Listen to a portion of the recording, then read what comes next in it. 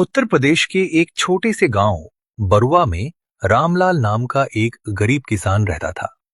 उसकी छोटी सी झोपड़ी थी, टूटी हुई छत और खेत इतने छोटे कि 2 वक्त की रोटी भी मुश्किल से निकलती थी।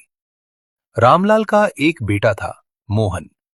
मोहन पढ़ने में बहुत तेज था, लेकिन गरीबी उसकी राह में हर दिन दीवार बनकर खड़ी हो जाती। सुबह सुबह रामलाल खेत में हल चला रहा था। तेज धूप थी, माथे से पसीना बह रहा था। मोहन दौड़ता हुआ आया। बाबूजी, स्कूल की फीस जमा करनी है। मास्टर जी ने कहा है कल आखिरी तारीख है। रामलाल कुछ पल चुप रहा। उसने अपनी फटी जेब टटोली, उसमें सिर्फ 20 रुपए थे।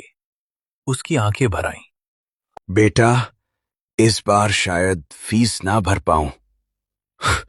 मोहन मुस्कुराने की कोशिश करता है। कोई बात नहीं बाबूजी, मैं पढ़ाई छोड़ दूंगा। आपके साथ खेत में काम कर लूंगा। रामलाल अचानक गुस्से में बोला। खबरदार, तू हल नहीं पकड़ेगा। तेरे हाथों में किताब अच्छी लगती है, मिट्टी नहीं। मोहन की आंखों में आंसू आ गए। उसी रात घर में सिर्फ सूखी रोटी और नमक था।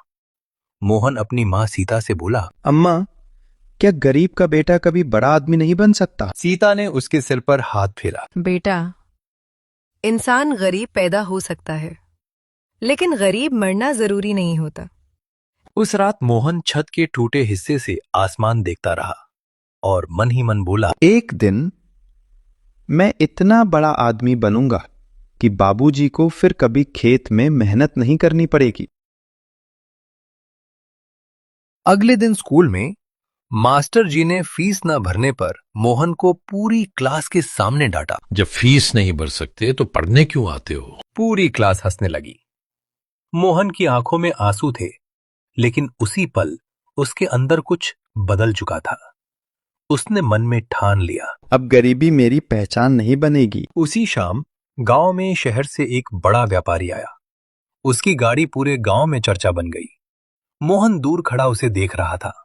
तभी व्यापारी की नजर मोहन पर पड़ी। अरे लड़के, पढ़ाई करते हो? जी। शहर आकर काम करोगे? मोहन चौंक गया।